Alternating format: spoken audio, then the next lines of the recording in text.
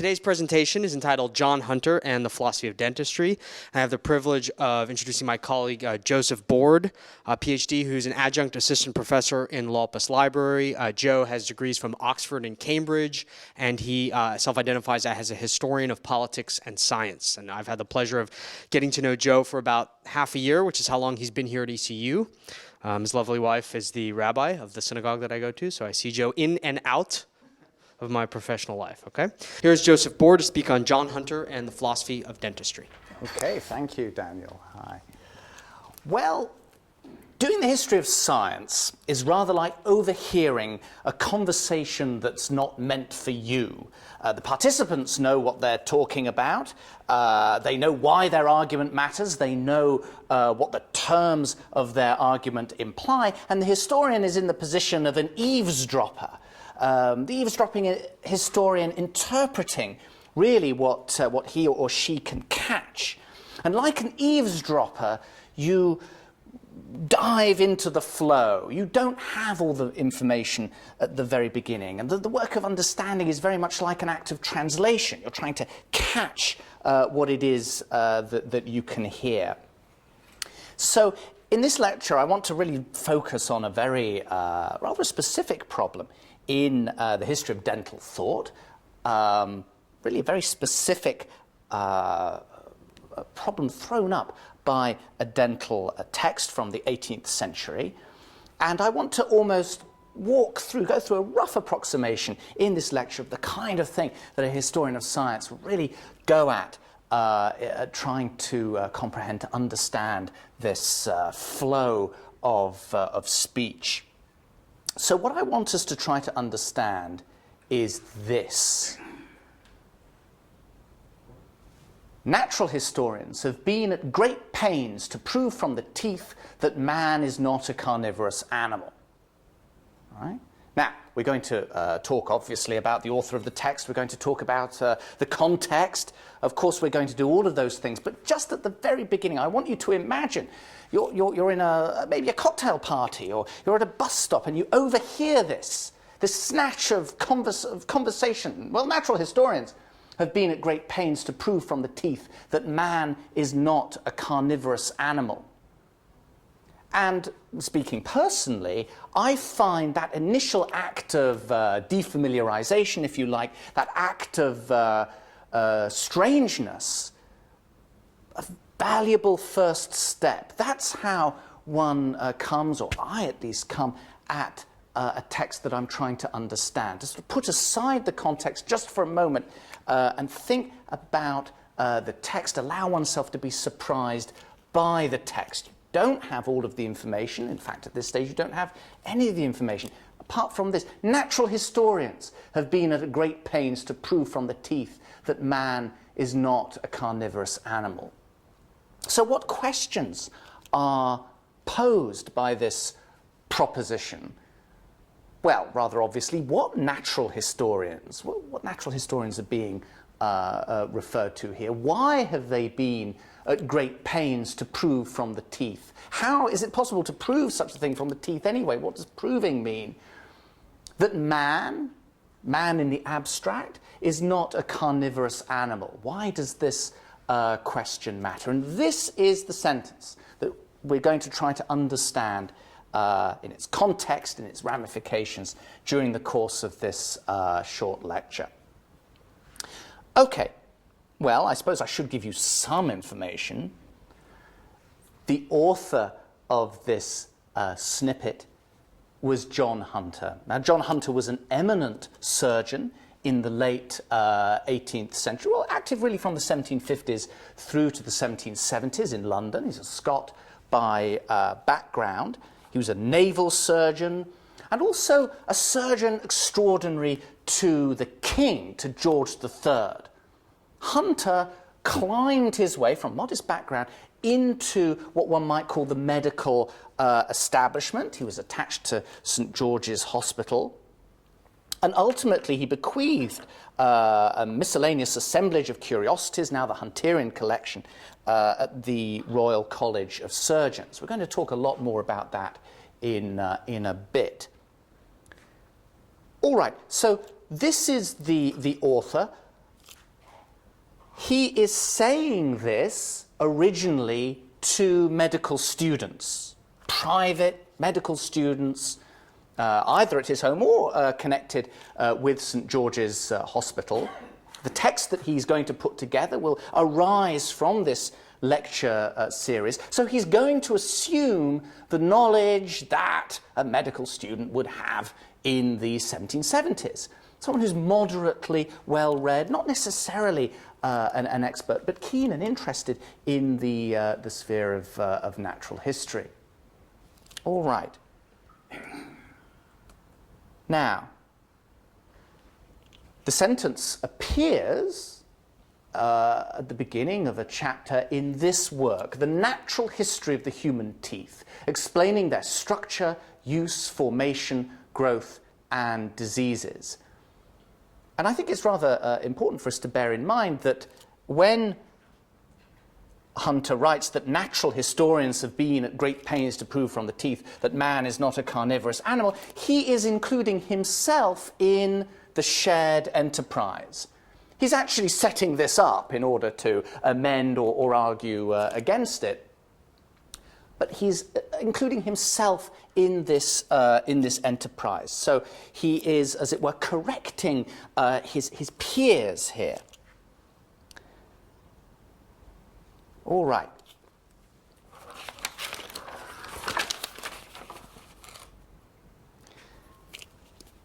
What natural historians is Hunter thinking about? Well, maybe he's thinking about John Ray.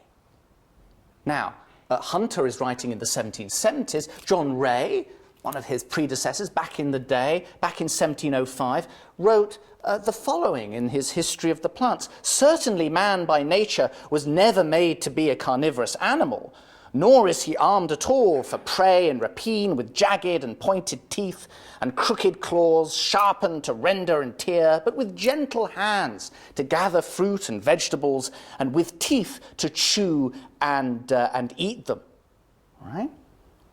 So one can almost hear Hunter's speech as an answer, as a riposte to Ray and the rather more important figures whom Ray influenced, whom we're going to come on to in a bit.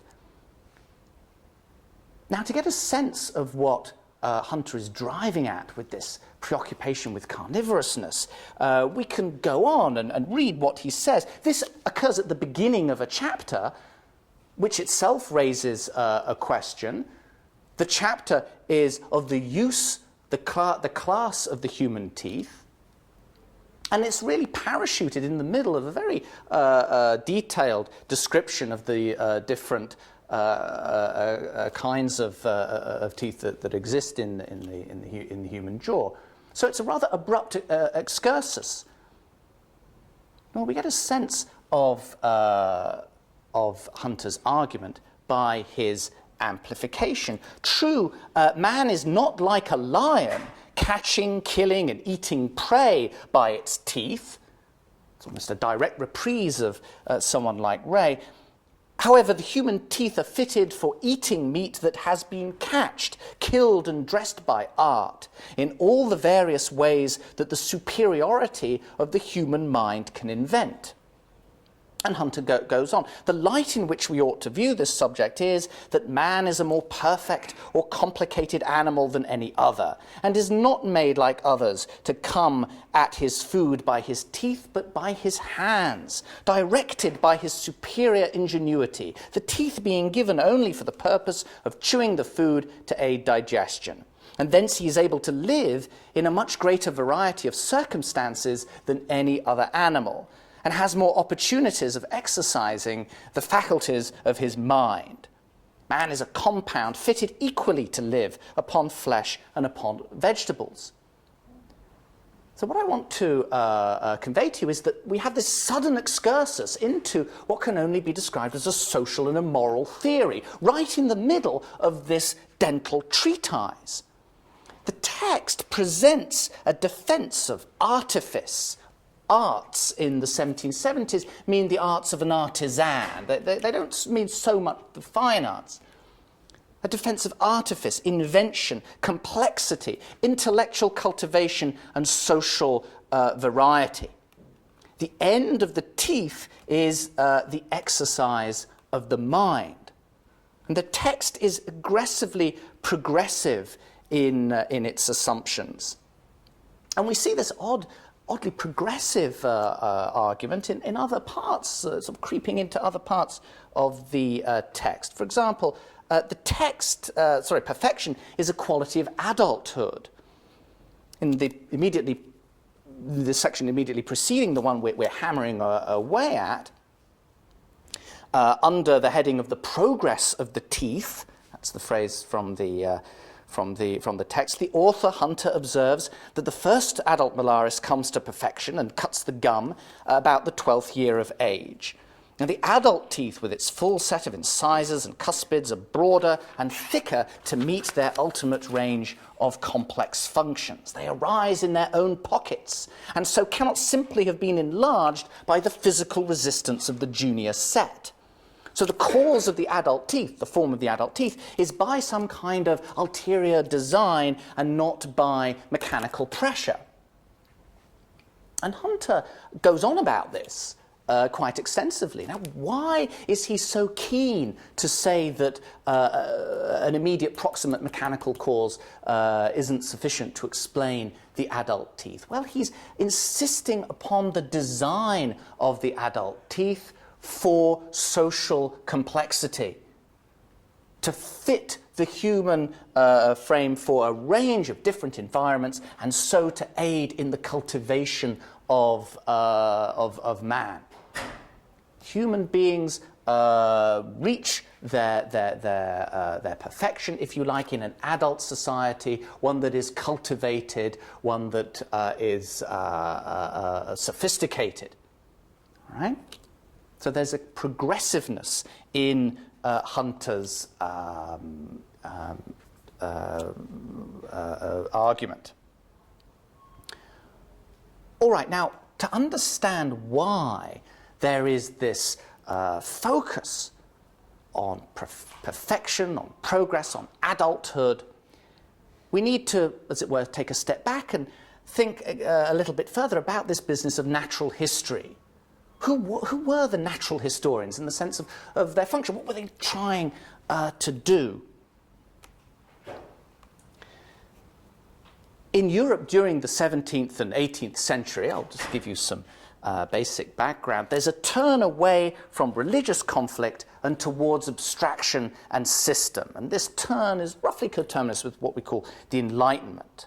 Natural history as a genre, which of course Hunter takes for granted. Hunter takes for granted you know what natural history is. Natural history and natural philosophy are two basic coordinates of this new science. And both of these terms are old terms. They've been around since at least classical antiquity, but they've been given a new meaning during the Enlightenment. Natural histories existed as anecdotal miscellanies back in the classical period, written most famously by Pliny the Elder, but without a sense of overarching explanation. If you open Pliny's natural histories, you'll see him talking about Ethiopians and Scythians in his section on man. If you open Rousseau a little bit later, he will say that, well, I speak of man as an abstraction, and that sort of captures some of the difference. Now, in the 1700s, canons of experimental method drawn from Sir Francis Bacon and Isaac Newton were in the process of being worked out. But remember, we're well before the delineation of modern disciplines like biology, which largely occurs in the 19th century.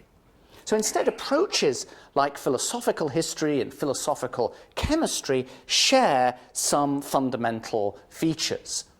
The mind of the 18th century doesn't necessarily see a categorical difference between history and chemistry, for example.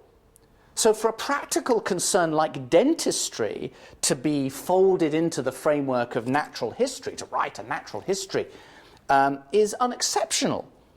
It's assumed that the whole world can be organized under the rubric of reason and nature. And indeed, the activity of doing so helped to make dentistry respectable, lifting it from its murky origins in tooth drawing, blacksmithing, and mountebank showmanship. Now, the drive towards universal explanation makes every concrete phenomenon in the world, in principle, relatable to every other thing. Revelation can form part of the catalogue of particulars, even a privileged part. But enlightenment proceeds from the ratiocination of particulars in the world. And you ascend from the particular to the universal through inquiry and reason. Natural history fits into this process. So there's an enormous appetite in this period for collecting materials and experiences that might appear to be wildly heterogeneous. The reason why we have these peculiar collections, this throwing in of different intellectual preoccupations and items of interest, it's not a randomness. Instead, behind it is the notion that you can collect the raw stuff to establish the possibility of grand integration through universal laws. So a natural history in the Enlightenment enacts this. It can be summed up as a coherent, reflective, explanatory narrative relating classifiable items in the world, whether human, social, or biological. And after a simple amassing of data, natural history is the next step of abstraction, nesting phenomena into intelligible systems of classification and proposing a qualitative story to make sense of the arrangement. So you're beginning by collecting this vast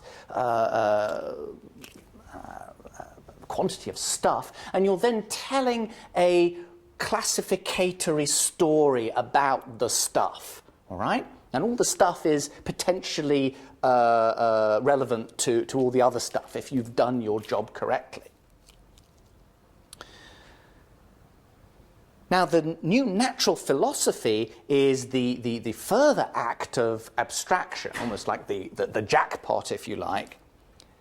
And the hallmark of a natural philosophy is the delineation of laws. Natural philosophy had originally signified Aristotelianism or scholasticism in the medieval period, but during the 1600s it had been displaced, as I'm sure you're all aware, by experimental and mathematical lawmaking. And the redefinition was clinched in Isaac Newton's Mathematical Principles of Natural Philosophy of 1687 and his Optics of 1703. Now, Newton was reported to have said that natural history might indeed furnish materials for natural philosophy, but however, natural history was not natural philosophy. Still, the one is part of the ascent to the other, and time again we find Enlightenment savants anticipating their lawful philosophies in their natural histories.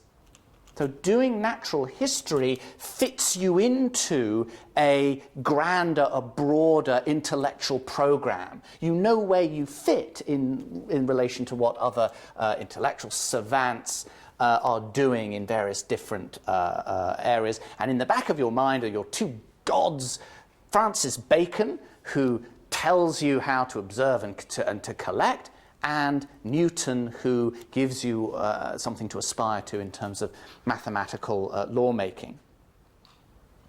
So to summarize, one attained enlightenment by combining vast amounts of particulars with general reasoning. There's one thing to talk about this in the abstract, but what did it mean in practice?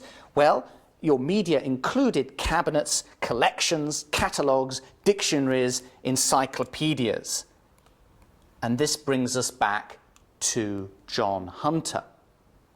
Now, this shot is from the current Hunterian collection. The nucleus of the collection is still there. They still have about 3,500 pieces of the original 14,000 that he bequeathed. But I like this shot because despite the sort of super modern infrastructure, it really does convey the classificatory ambition of Hunter. And you have to understand that for Hunter, dentistry and the natural history of dentistry forms one part of an omnivorous interest in this context of collecting as many items for analysis as you can. And these interests, as we can gather from his lectures, papers, and publications, really are multifarious. They really give you a sense of the intellectual range. So to give you a partial enumeration, these include the operation of the arm muscles, the sex of fetuses, the nasal nerves, nature of the veins, the lymphatic system, coagulation of the blood, gunshot wounds, inflammation, the hibernation of animals, pearls in oysters, bees, tendons and joints, digestion, recovery from drowning, the human placenta, poisons, giantism, deer antlers, aneurysms, venereal diseases, fossils, and the age of the earth. Hunter is interested in all of these things, and the teeth form a small part of this empire of knowledge. Hunter gathers animal parts and carcasses from the menagerie at the Tower of London. He has an estate in Kensington. He keeps a private zoo, which included bulls and leopards. And through the Royal Society and his old pupils and acquaintances, he collects flora and fauna from across the empire. His assistant, and the artist William Bell, who prepared the copper plate illustrations for the natural history of the teeth, went on to become assistant surgeon to the East India Company. Right? Hunter, it forms part of a worldly science that's hooked into the British Empire and its expansion. And in this, Hunter resembles his more famous and somewhat younger contemporary, the naturalist and really the scientific grandee, very powerful figure, Sir Joseph Banks. And Banks actually supplied Hunter with samples from Captain James Cook's expedition. Right? So Hunter is part of a dynamic, worldly, imperial, commercial establishment. His dentistry forms part of this program, if you like, of progressive knowledge. Now, I want you to notice something else, which is that what makes Hunter a natural historian with respect to his cabinet and his writings isn't simply the wide-ranging nature of his collection. Right? You can go back to the thinkers of antiquity like Pliny, and they have plenty of curiosities that they've thrown together. The real issue is what Hunter did with his collecting. So he curated his holdings comparatively. And it's comparativism that really marks the natural historical method of the 18th century. Specimens, whether healthy or diseased, are laid out in Hunter's collection by structure according to function. And Hunter did the same thing with his copperplate illustrations of the teeth. And if we just hop back to this, you'll see that like most of his plates in his natural history of the teeth, it's comparative. Right? He's comparing the first with the second set. Okay? And it's in order to demonstrate this broader point that he has about the perfection of adulthood and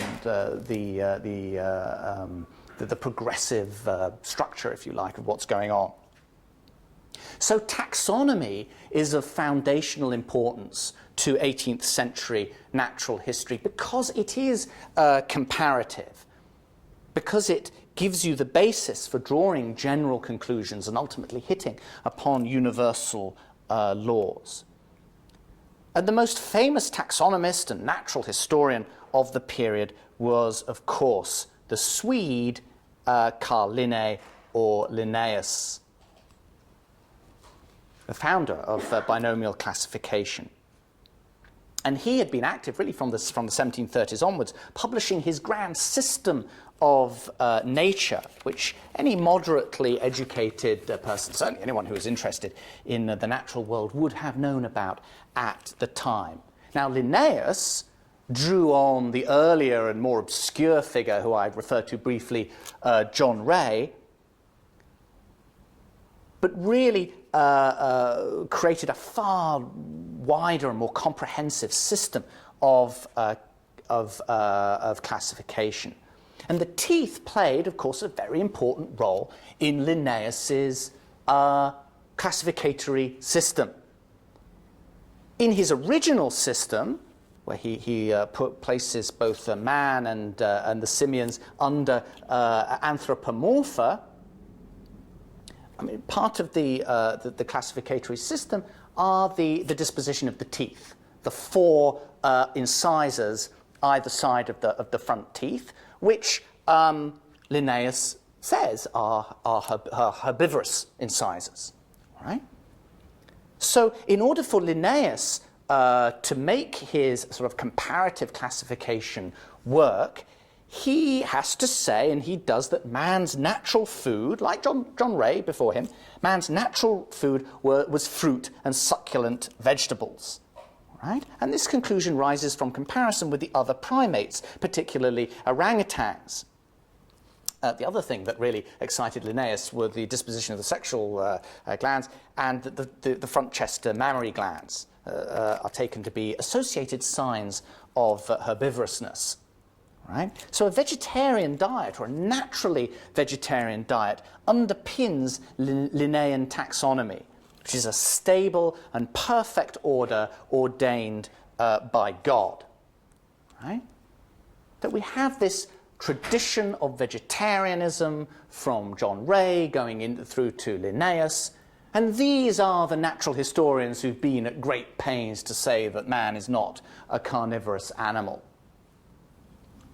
But it's interesting that Hunter focuses on this group, because there's another natural historian whom everyone who was moderately educated would know about, Buffon, Georges Leclerc, the Comte de Buffon, who from the 1740s onward had been writing a massive natural history, multi-volumed work. Now, Buffon disagreed with Linnaeus. According to Buffon,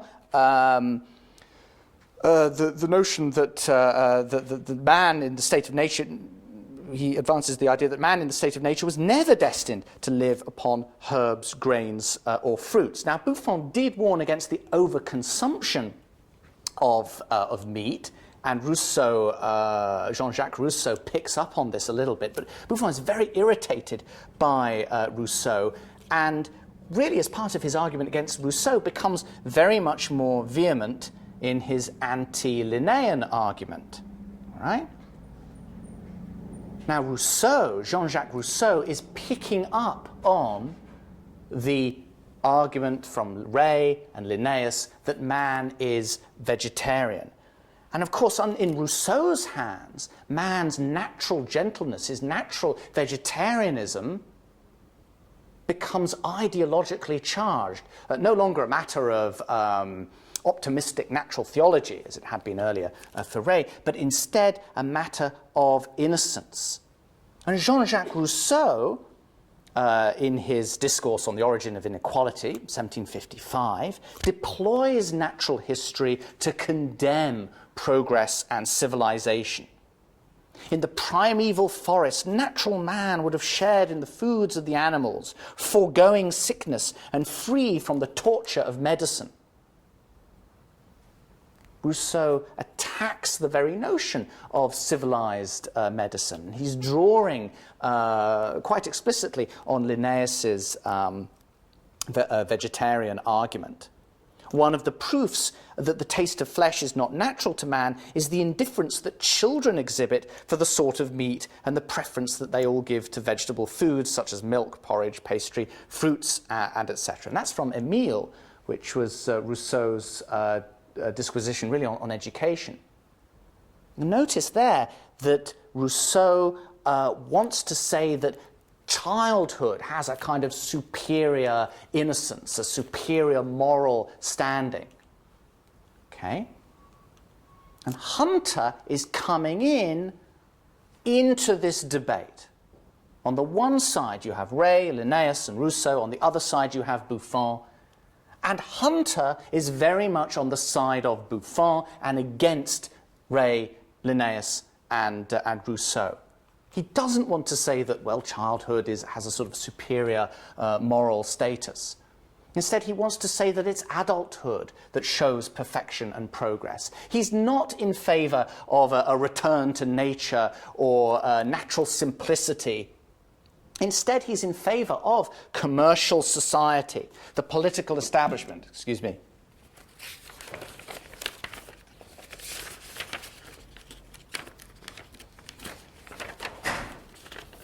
The cultivation of arts and the attainment of social progress.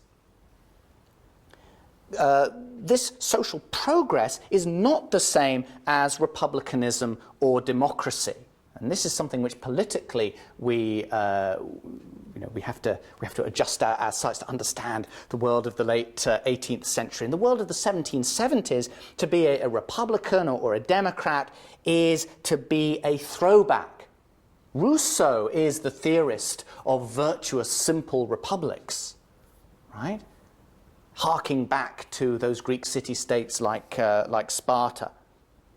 And for worldly scientists like Hunter, this is regressive. This is an attack on the nature of progress, and therefore has to be resisted. And so we can see a complementarity between Hunter's rejection of natural vegetarianism and his social position, and his position which he delineates in the course of his dental theorizing, his defense of a society of arts against the claimed superiority of innocence and of nature. All right, well, I'm going to stop there, and hopefully we can have a discussion, and any questions, anything that struck you. Going back a little bit in time, how does Erasmus fit in with this, who, in essence, maybe not innocence, but his ode to joy, lof der zotheid, how does he fit in, or how did Buffon and Hunter answer that? To Erasmus. Are you Yes. talking about Erasmus of Rotterdam, the humanist? Well, I don't find any explicit reference to Erasmus in Hunter.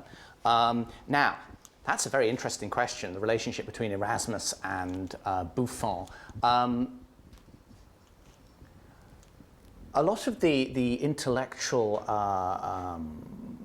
innovations, if you like, of the Renaissance are incorporated. They're taken for granted by the Enlightenment thinkers.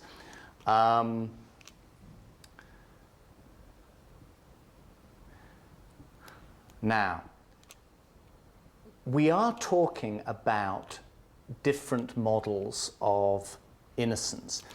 People like Buffon and people like Hunter follow the Enlightenment trope of balance, right?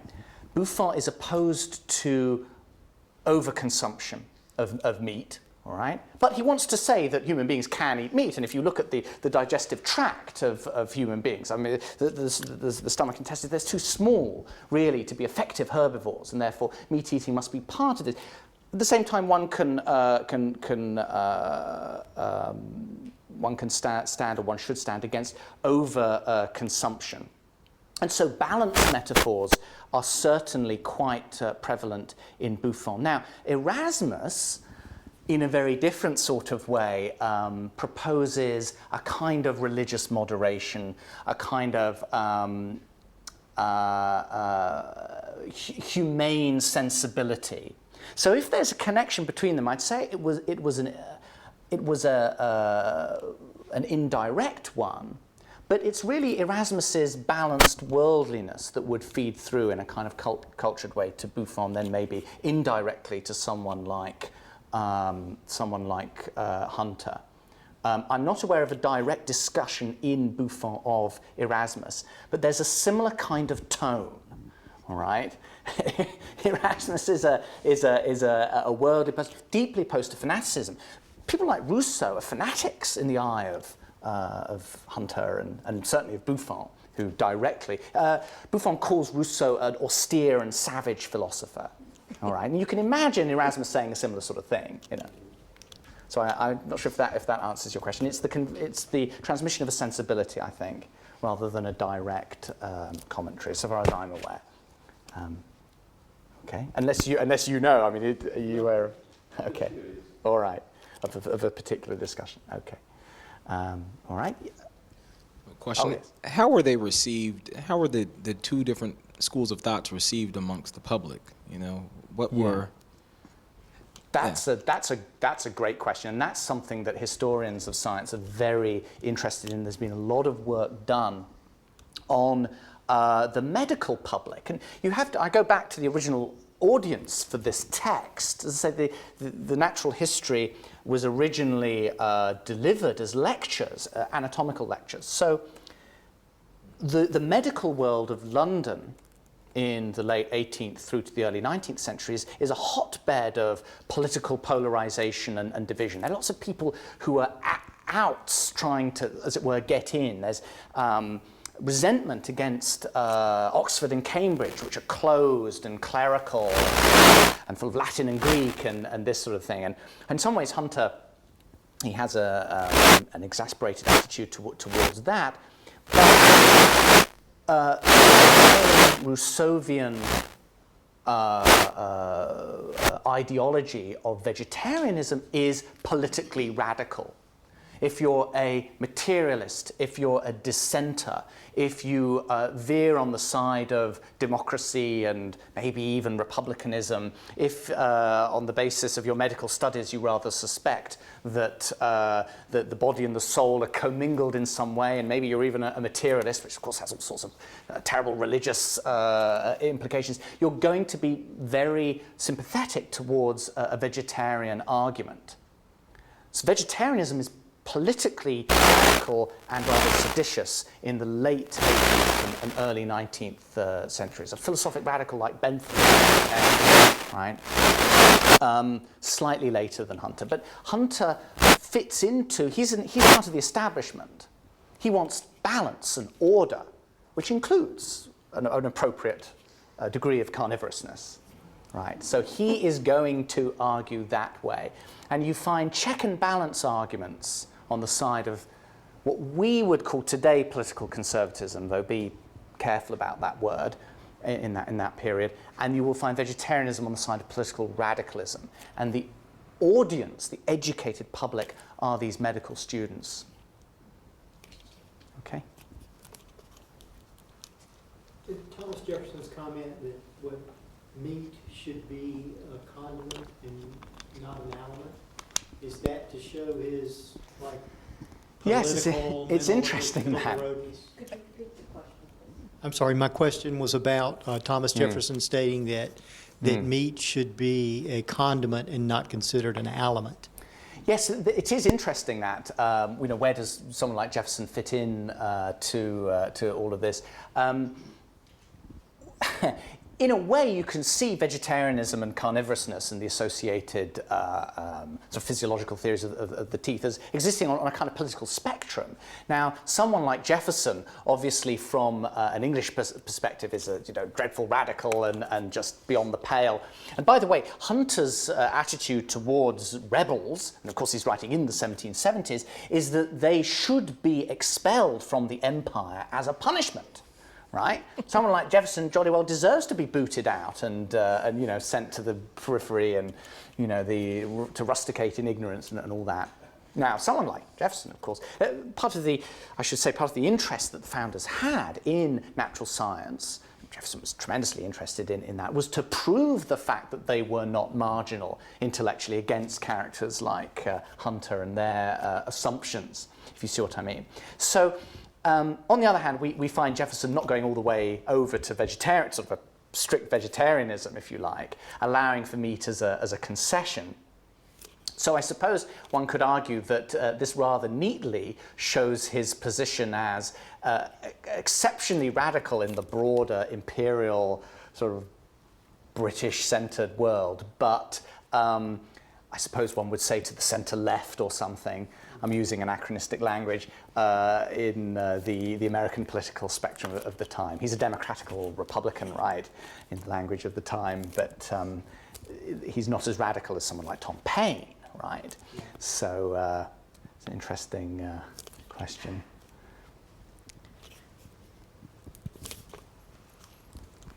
Having just read the autobiography of Benjamin Franklin, Franklin dabbled in vegetarianism at one phase in his life and then proceeded back into the decadence of meat. But he was also very well received by the Royal Society and had great connections with the English intellectual community. So is there any reference in your readings or your study about where Franklin stands on the scale of radicalism? I have to say, not directly. I mean, when I was really looking into Hunter, Franklin didn't sort of crop up in a direct way, but that may simply have been the extent of my preparation up to this point. If I've sort of carried on, I may have bumped into some more Franklin. Look, I mean, obviously I'm presenting something of a simplification and an abstraction, that there are all sorts of complicated interrelations.